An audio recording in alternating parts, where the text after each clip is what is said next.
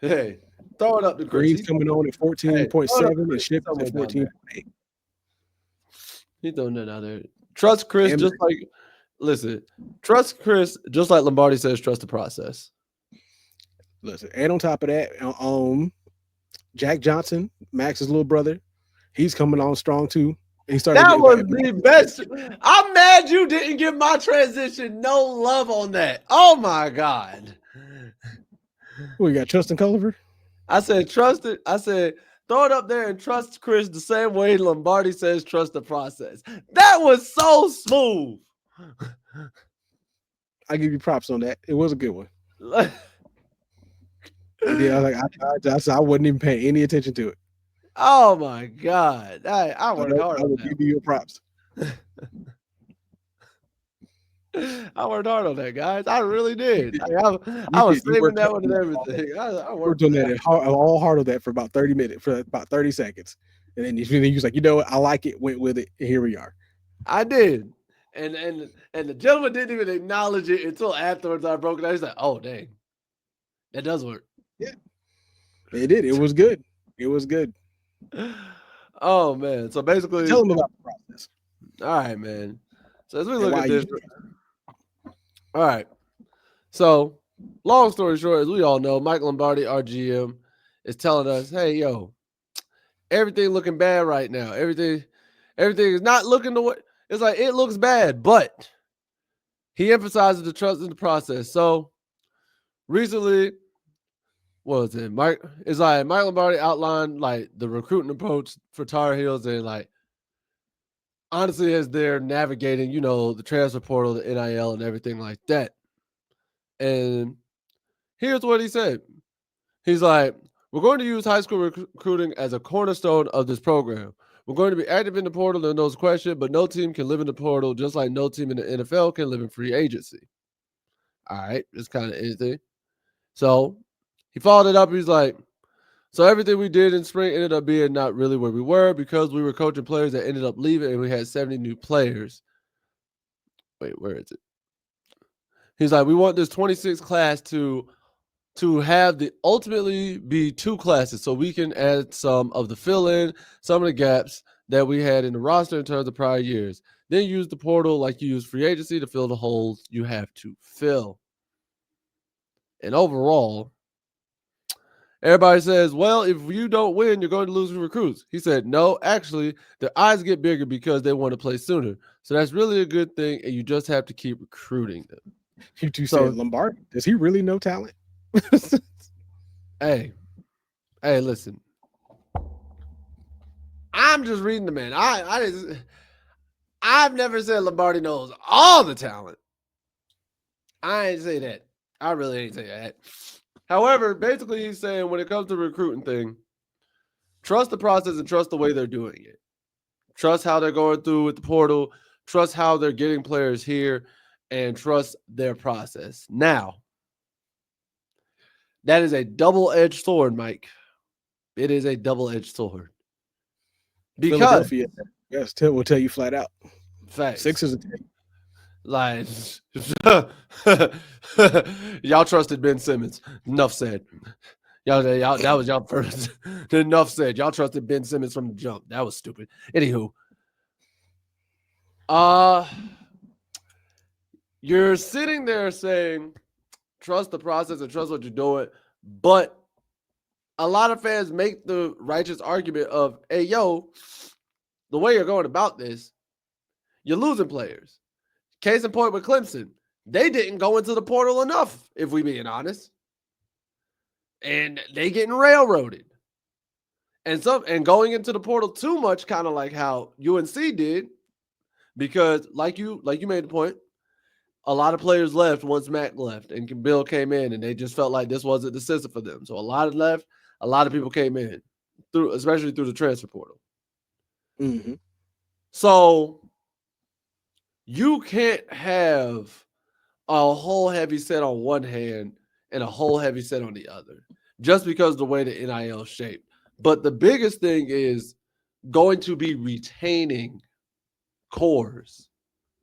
That's honestly the real point of all this is you can get the recruit, But can you get that kid to retain and stay and be a part of a core team for the next few years? Because the team who can do that, who can say, all right, in this one transfer portal, this one recruiting class, we pulled 6 5-stars or 4-star recruits, 5 4-stars out of the portal, got both of them to commit to being here for the next 3.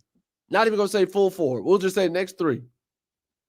Regardless of if they can make NIL money more anywhere else, getting these kids to commit to being together and building that's going to be the team that wins championships. Because, yeah, the first couple of teams, they're basically going to do it like free agency. Hey, yo, who pays the most money to go get the best players? Blase, blase, blase. But those teams aren't going to win sustained championships like that. They're not going to go back. They're not likely to go back to back like an old Bama or a Georgia or a Clemson or the USC and the Miamis and Nebraskas and so on and so forth of old, because that core is not going to be there. They're going to be there for their one and done and get up out of there. It's essentially going to look like how Michigan did. Michigan got their one championship in what, 23? And they ain't looked right. And they ain't looked right since.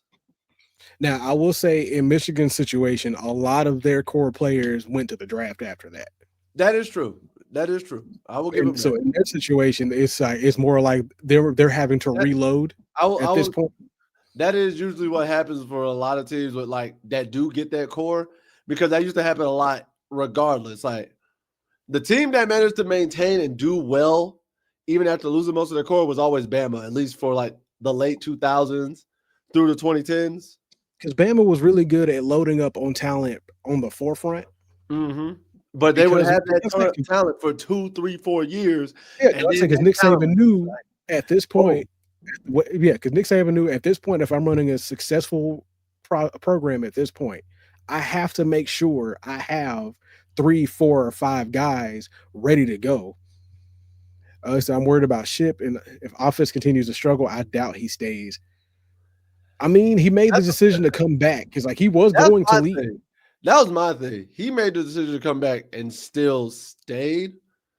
So there was something that was said to him to commit, because he could have been left and not be dealing with any of this. My thing on that situation is, I don't think it's more of the offensive struggle. I think it's more or less if the offense continues to be confused like it is, or there's still going to be as much offensive uncertainty as we're seeing right now, that would make me worry about whether he's going to stay. Yeah. Because if you can't decide on who is going to be the better quarterback for you, when it's honestly the writing's on the wall at this point, is that it's clearly Max Johnson at this point. Mm-hmm. And the fact that you're continuing to push off the thought process of, okay, who am I going to start?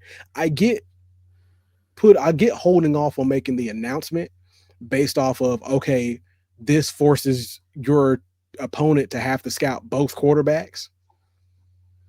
But it's that New England Patriots game and shit. It's the New England Patriots game, but at the end of the day, like, even with New England Patriots, everybody knew that Tom Brady was your starting quarterback unless Tom was hurt. Yeah. Unless he was hurt and was not coming into the game, the only time you had any uncertainty at who was going to be quarterback is, okay, who is going to be the better backup until Tom gets back? I mean, this is a situation of Tom came in, it was who is literally Tom. They're like, Drew Bledsoe's coming back, right? No.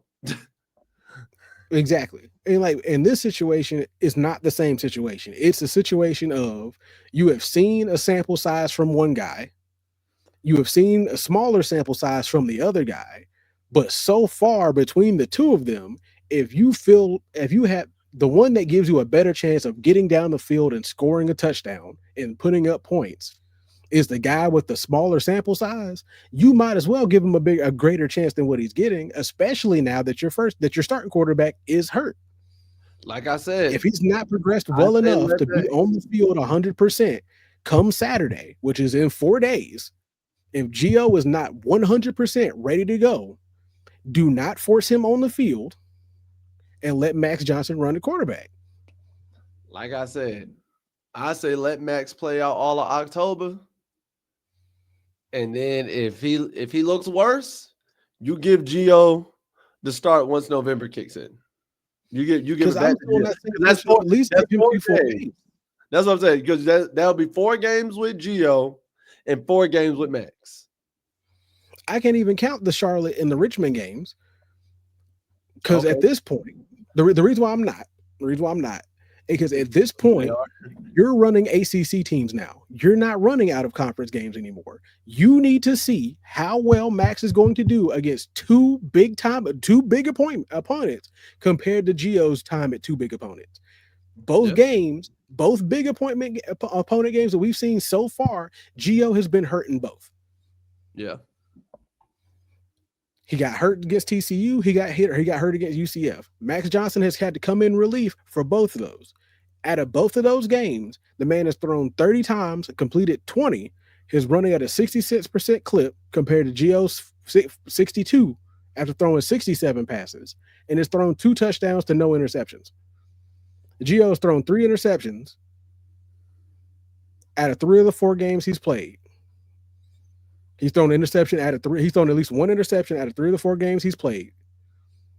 And he's been sacked 6 times.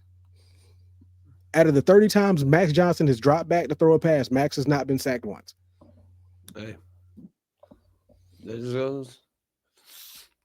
But like I said, I think that also goes into the play calling too. But you're right. You're right. Because sometimes the certain play calls can make you more susceptible to being sacked. Very true. And like I said, and it's more like if you're gonna play call for Gio in a sense of let me showcase his athleticism, then legitimately call a play that showcases athleticism. Don't do these little play action or these late play action reads, whatever. BS play action reads. Yeah, don't do BS play action reads. Have him do a read option, a straight up read option, if you're going to do that at best, or have him rolling out with actual protection. The same thing Canales needs to keep doing with Bryce Young. But you're also doing. But the other problem is when you are pulling these rollout play action plays, what you're doing is you're doing these after 2 unsuccessful run plays. You have him doing rollouts on plays of sometimes negative yardage. When it's it's like you're doing a play action rollout on 3rd and 12. Why? They already know you're throwing. Just have him drop back and read the field. Yeah. Like, what is the point of having him roll out on a 3rd and 12 where they're already going to send pressure because they want him to get antsy and move. You got him out on the corner. He's not and there's a lot of occasions where he's not even reading the run lanes well.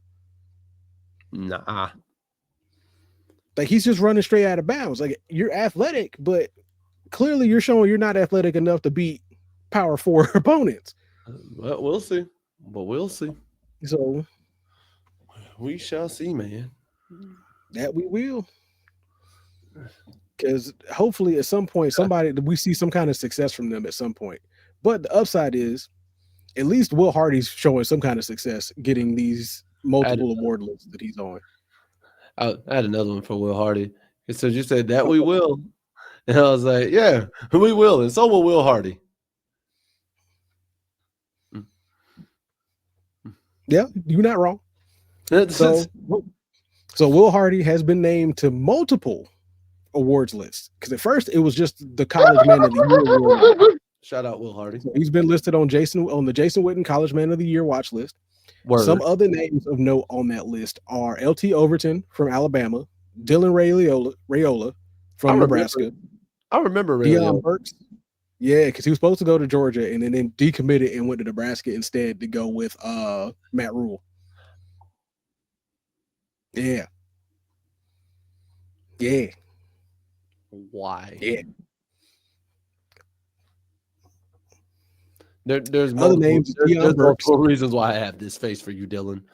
Trust. I was gonna say other names is Deion Burks from Oklahoma, Bryce Bohannon from Tulane, and Jalen Daniels from Kansas.